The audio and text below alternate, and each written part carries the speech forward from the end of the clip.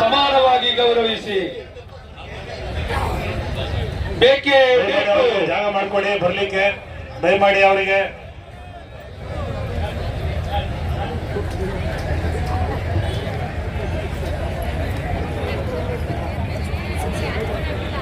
ಬೇಕೇ ಬೇಕು. ಬೇಕೇ ಬೇಕು. ನ್ಯಾಯ ಬೇಕು. ಬೇಕೇ ಬೇಕು. ನ್ಯಾಯ ಬೇಕು. ಎಲ್ಲಿವರೆಗೆ ಹೋರಾಟ? ಗೆಲ್ಲುವವರೆಗೆ ಹೋರಾಟ. ಎಲ್ಲಿವರೆಗೆ ಹೋರಾಟ? ಗೆಲ್ಲುವವರೆಗೆ ಹೋರಾಟ. ಬೇಕೇ ಬೇಕು. ನ್ಯಾಯ ಹೇಳಿದ್ದೀನಿ. ಮತ್ತೆ ನಿಮ್ಮ ಬೇಡಿಕೆಗಳ ಬಗ್ಗೆ ಅನೇಕ ವಿಚಾರಗಳಿವೆ, ಅವನ್ನ ನ್ಯಾಯಯುತ ಬೇಡಿಕೆಗಳಿದ್ದಾವೆ. ಇವತ್ತು ಸರ್ಕಾರಕ್ಕೆ ನಾನು ಮಾನ್ಯ ಶಿಕ್ಷಣ ಸಚಿವರ ಮನೆಗೆ ಭೇಟಿ ಮಾಡಕ್ ಹೋಗಿದೆ. ನನಗೆ ಶಿಕ್ಷಣ ಸಚಿವರು ಆಪ್ತ ಕಾರ್ಯ ಕಿಶೋರ್ ಅವರು ಹೇಳಿದ್ರು, ಏನಪ್ಪ ನೀವು 12ನೇ ತಾರೀಕು ಸಭೆ ಮಾಡಿ ನಮ್ಮ ಸರ್ಕಾರ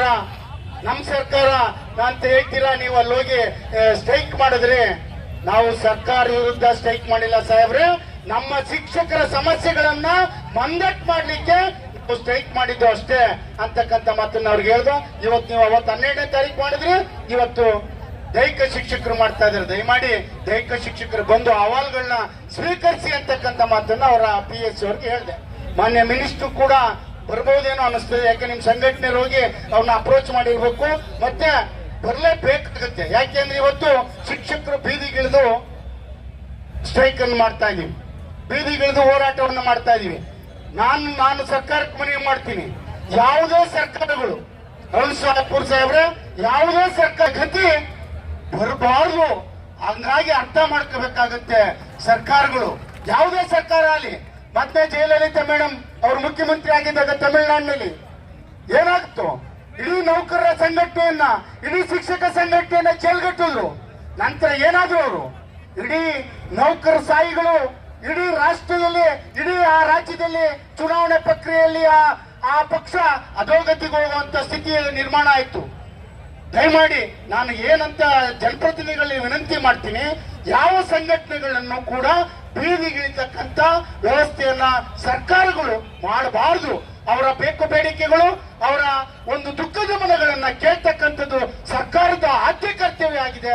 ಹಾಗಾಗಿ ನನ್ನ ದೈಹಿಕ ಶಿಕ್ಷಕರು ಮೂಲೆಗಳಿಂದ ಬಂದಿದ್ದಾರೆ, ಅವರು ಬಹಳಷ್ಟು ನೋವಾಗಿದ್ದಾರೆ, ಅವ್ರ ರಿಕ್ರೂಟ್ಮೆಂಟ್ ಆಗಿಲ್ಲ, ಅವ್ರ ವೈದ್ಯನಾಥನ ವರದಿ ಜಾರಿಗೊಳಿಸಬೇಕು.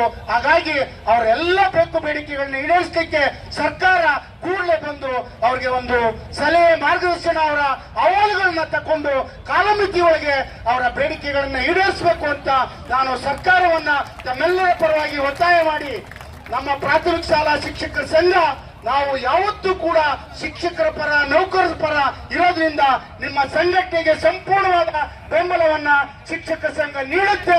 ಅದೆಲ್ಲಿವರೆಗೆ ಹೋರಾಟ ಅಲ್ಲಿ ಅಲ್ಲಿವರೆಗೆ ನಿಮ್ ಪರ ಇರ್ತೀವಿ, ನಿಮ್ ಜೊತೆ ಇರ್ತೀವಿ, ಪಲಾಯನ ಮಾಡುವುದಿಲ್ಲ ಅಂತ ಹೇಳ್ತಾ ನನ್ನ ಮಾತು ಮುಗಿಸ್ತೀನಿ. ಜೈ ಹಿಂದ್, ಜೈ ಕರ್ನಾಟಕ ಮಾತೆ, ಜೈ ಶಿಕ್ಷಕ್, ನಮಸ್ಕಾರ. ಕರ್ನಾಟಕ ಪ್ರಾಥಮಿಕ ಶಾಲಾ ಶಿಕ್ಷಕರ ಸಂಘಕ್ಕೆ, ಕರ್ನಾಟಕ ರಾಜ್ಯ ದೈಹಿಕ ಶಿಕ್ಷಣ ಶಿಕ್ಷಕರ ಸಂಘಕ್ಕೆ, ಶ್ರೀ ನಾಗೇಶ್ ಸರ್ ಅವರಿಗೆ, ನಮ್ಮ ಜೊತೆ ಬೆನ್ನೆಲುಬಾಗಿ ನಿಂತಿರ್ತಕ್ಕಂಥ, ದಯಮಾಡಿ ಯಾವ ಸಂಘಟನೆ ಬರಲಿ, ಯಾವ ನಮ್ಮ ಪ್ರತಿನಿಧಿಗಳು ಬರಲಿ, ಯಾರಿಗೂ ವ್ಯಕ್ತಿ ಪೂಜೆ ಯಾರು ಮಾಡಬಾರ್ದು, ಯಾರಿಗೂ ವ್ಯಕ್ತಿ ಪೂಜೆ ಮಾಡಬಾರ್ದು. ನಮ್ಮ ಸಂಘಟನೆ ಇದ್ರೆ, ನಮ್ ಬೇಕು ಬೇಡಿಕೆ ನ್ಯಾಯವಾಗಿದ್ರೆ ಯಾರು ಬರ್ತಾರೆ. ದಯಮಾಡಿ ನೀವು ಯಾರಿಗೂ ವ್ಯಕ್ತಿ ಪೂಜೆ ಮಾಡಬಾರ್ದು ಅಂತ ವಿನಂತಿ ಮಾಡ್ತೀವಿ.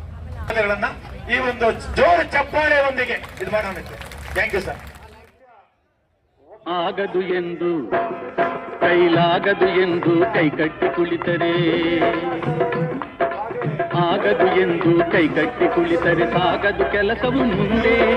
ಮನಸೊಂದಿದ್ದರೆ ಮಾರ್ಗವು ಉಂಟು, ಕೆಟ್ಟದೆ ಇರಬೇಕೆಂದು ಆಗದು ಎಂದು ಕೈಲಾಗದು ಎಂದು ಕೈಕಟ್ಟಿ